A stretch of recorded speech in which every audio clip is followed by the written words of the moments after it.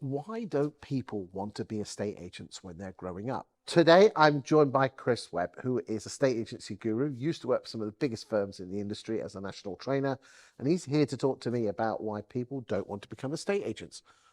Chris, why don't people want to become estate agents? Talk to me. Absolutely. So I can still remember the bit of the job that I liked the least when I was a estate agent on the front line, and that's when I met people I didn't know, and they would say to me, "So Chris, what do you do for a living?"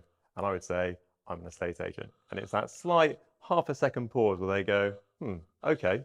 Well, let's just go one step back. Did you fall into estate agency like the rest of us?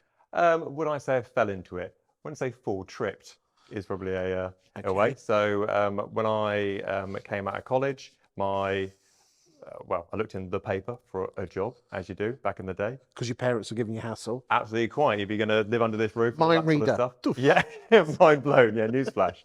Absolutely. So it was either flipping burgers or it was well, yeah, sticking quite. photos Yeah, on absolutely. brochures. So I've always enjoyed working with people. I'm always been quite competitive, quite salesy, even though I didn't really know it back then, but that was kind of the personality trait I had. I saw an advert in the paper for a job at Hamptons International in Winchester.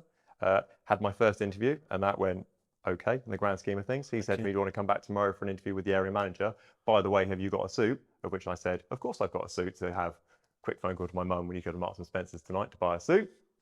Next day, meeting with the area manager, needless to say, didn't get the job. So that did not a very good start. But actually having a conversation with both the area manager and the branch manager at the time, a lot of boxes were ticked about. Actually, I thought to myself, actually, it's quite a good career. It's quite fun, you know. Never been particularly in love with property, but I enjoy a competitive sales environment. I like talking to people, I like being out about as well, kind of a good mixture on that side. That evening, I wrote a letter to every estate agency in Winchester, attached with my CV, stapled it on the top corner, ran every estate agent, put it under their doormat or in their post box for the next morning, and got a phone call the next morning, had an interview the day after, and started the day after that. And who was that with? That was with Complete Estate Agents in Winchester, which was Ian Mackenzie's company. Oh, Mac. Love There you go. him. Small world. So Ian was my first boss. What did Mac teach you? A lot. Very, in hindsight, a fantastic place to learn to be an estate agent. Excellent. Let's come back though to the original question about, you say why people aren't becoming estate agents. Is the problem people aren't becoming estate agents or they're not stopping in estate agency? What's the real? I think Or is it a bit of both? Yeah, I think it's a bit of both there. I think that the people are unclear about the route in estate agency and where it can ultimately lead to. People go, right, okay, I start as a negotiator. Where's next? Do I just do viewings all the time? Do I become a branch manager? Do I become a director? Where's the final goal for it? So people would have some sort of prediction into the future about where they're going to go to. I don't think that's very well laid out at the moment. Well, I must admit, I'm hearing at the moment that there's loads of people applying to be estate agents. They just think it's Sunset Boulevard and they take videos around, walking around. Yeah, too much selling Sunset, I think. Yeah, unfortunately, the stilettos don't quite fit me. So yeah, I won't be doing that anytime soon. So again, come back to the original question. Is it people not coming in or is it people not staying? I think it's a bit of both, but primarily I'd say people will not stay for the long term. I think that they will do a section of the role, probably find out that it's probably a bit harder work than Netflix has led them to believe, and therefore they think to themselves, maybe this career hasn't got longevity for myself. Do you think what do you think is the core reason behind that? I think there's going to be an underlying issue of a lack of support and development of people, and a lack of realistic expectations about what day one is going to look like and what day 100 is going to look like. People who come into the industry, it's a very steep learning curve in the estate agency world. Training is very much on-the-job training, which isn't the right thing to do, which is a whole different topic in itself. It's very much end of day two, there's your keys, go to a viewing, don't lose the keys, don't let the cat out, we'll see how it goes sort of thing. So that is very much on-the-job training. In those sort of situations, it's very sink or swim. This is why it's crucial for people to have some sort of system and some sort of training schedule in place to go, right, you're here today and this is day one. Over the next 2 months, we're going to train you in this, and then you'll get to this stage. Over the next 3 months, we'll train you in all these areas, and you'll be this, this, and this by the end of it. Do you think that's something to do with the fact that, you know, I find it fascinating that I can count on those fingers, and I can't even fill all those fingers. Yep. The number of trainers that I know in a state agency that Yep. don't work, that are non-corporate. Yep. Yeah, 100%. I think that's a shame for the UK property industry, if I'm honest with you, because let's face it, having a trainer or a coach in your corner isn't going to make you any worse. They're not going to drag you down, and they're not going to say to you, you know, you're stop doing all the right stuff and start doing all the wrong stuff. It's only going to be a net positive position to your business. Okay, so But then, of course, you're going to say that because you're an estate agency trainer guru. Yes, but I think logically, if you think, look at, I don't know, any sport, look at a football team. They don't just turn up on a Sunday. They don't just turn up on Sunday and go, right, I haven't played for the last 7 days, let's go kick the ball around and see how it goes. There is a wealth of people behind the scenes and make sure that when they turn up on Sunday, they are absolutely on top of their game. And estate agency and business full stop is no different from that.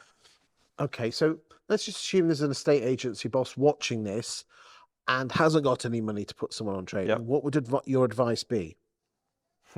Official answer or unofficial answer? What do what you say what you're going to say? Unofficial answer, come to me because I'm paid on results. So Yes. Okay, but come on. Yep. Well, this is not here to advertise your services. I don't know. So the short answer is that if you are a business who thinks to yourself, I haven't got the cash flow to progress my staff at the moment, you've got a bigger issue. Because if you're running a business where you haven't got the cash flow to invest in your teams, your staff, people moving forward in your business, you're going to have a one-way ticket to your staff walking in the front door and walking out the front door 10 minutes later. And that is not going to be a sustainable business for you. And is that because fees have been driven too low to not pay people enough? It's certainly not helped.